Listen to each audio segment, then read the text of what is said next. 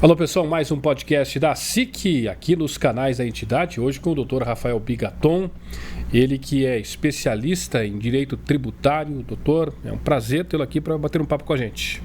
Paulo, é um prazer estar nesse podcast da SIC, um projeto de vanguarda que tem colhido bons frutos e seguramente vamos tratar de um assunto que interessa muito aos empresários, aos associados da SIC. Doutor, nós estamos em um ano que é crucial para os empresários, principalmente que nos acompanham em função da reforma tributária. Como é que está sendo essa movimentação? O que de fato já está acontecendo em termos de primeiros impactos da reforma para o empresariado?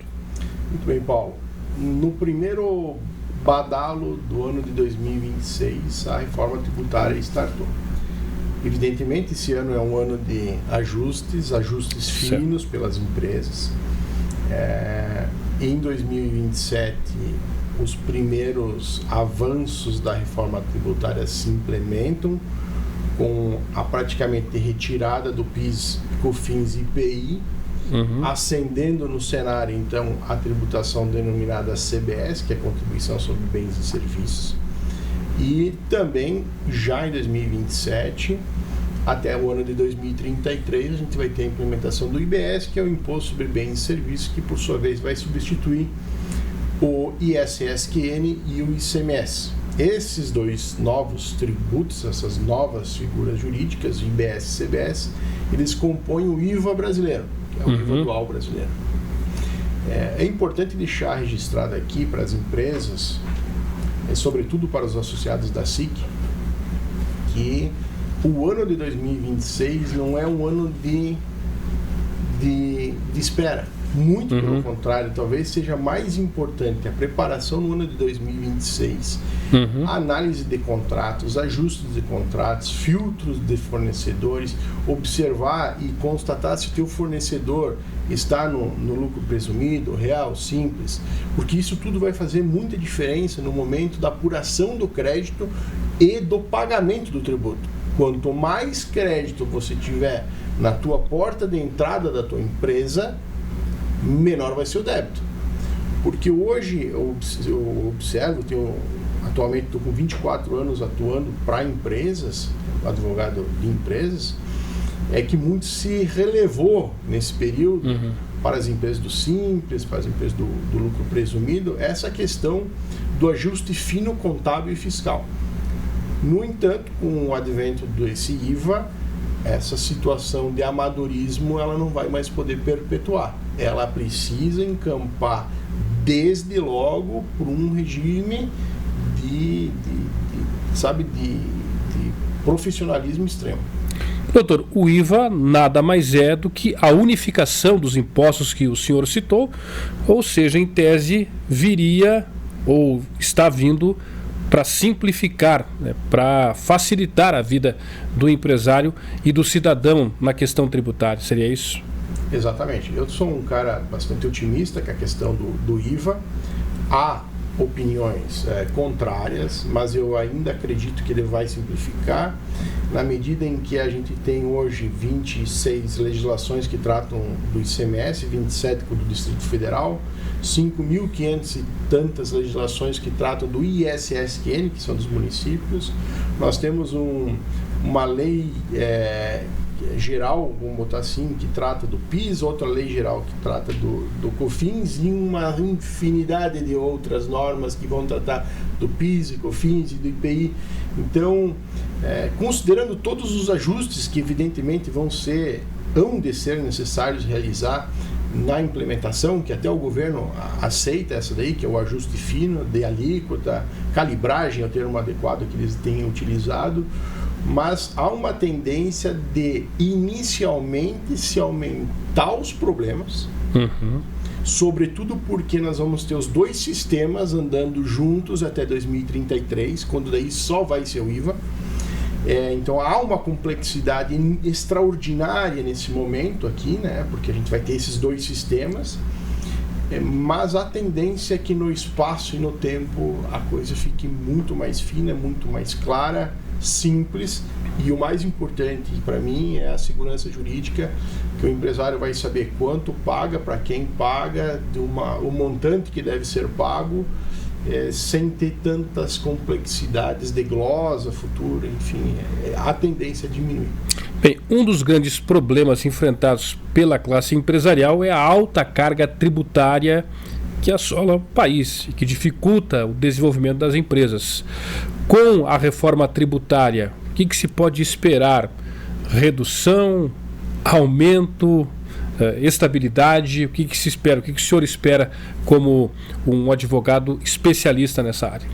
Bom, Paulo, a tendência, e aqui eu sou pessimista, não é a questão da reforma tributária, é a questão da gestão pública das receitas decorrentes da tributação.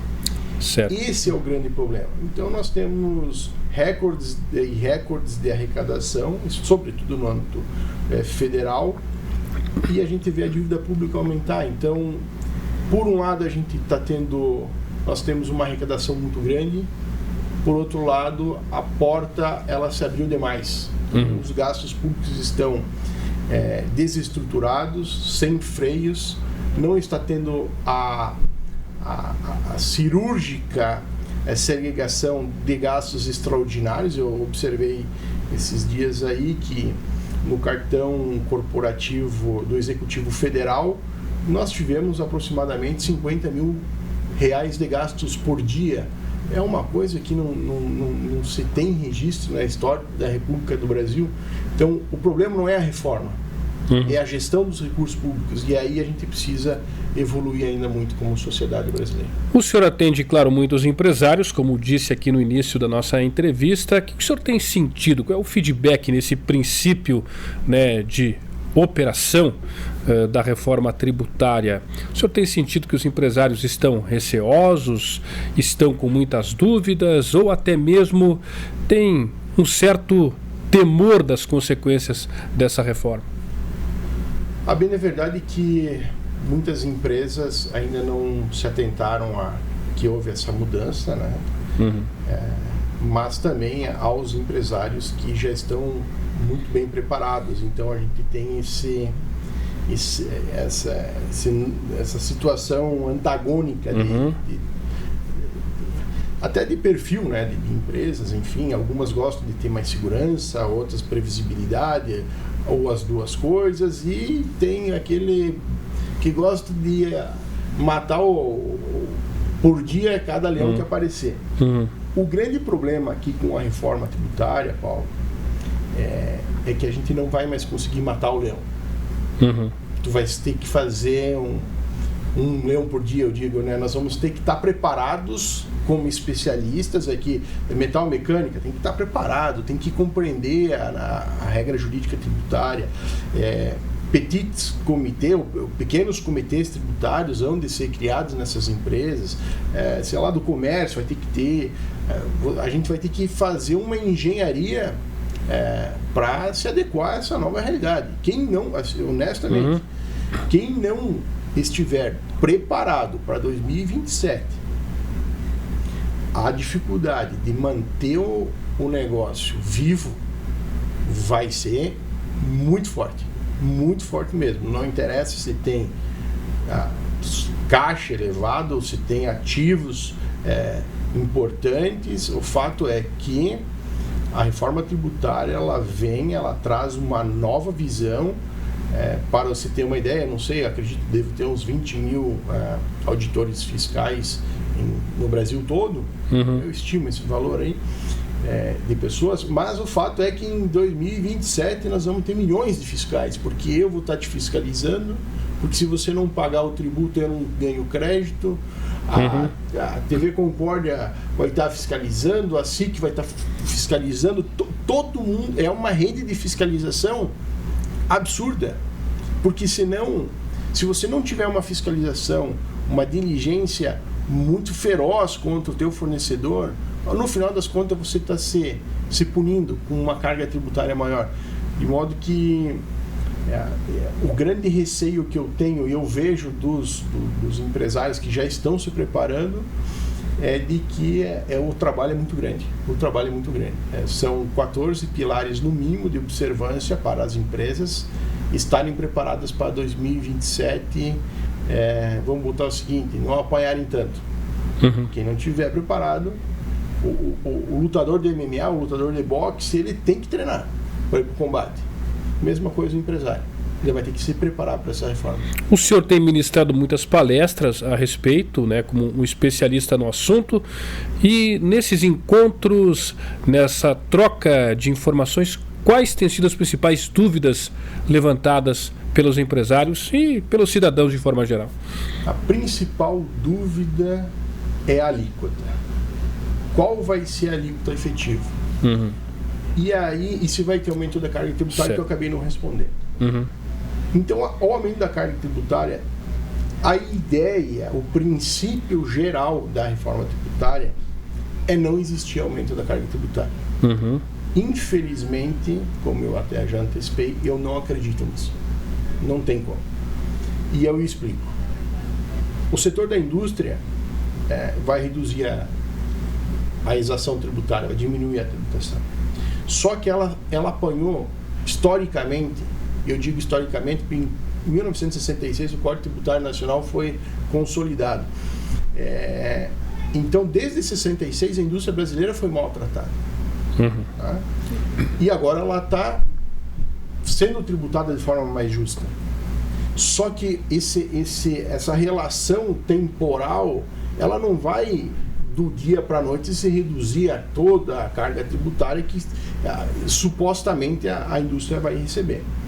Por outro lado, o prestador de serviços, que sempre foi bem tratado, agora está sendo muito maltratado pela reforma tributária. Inverteram seus papéis.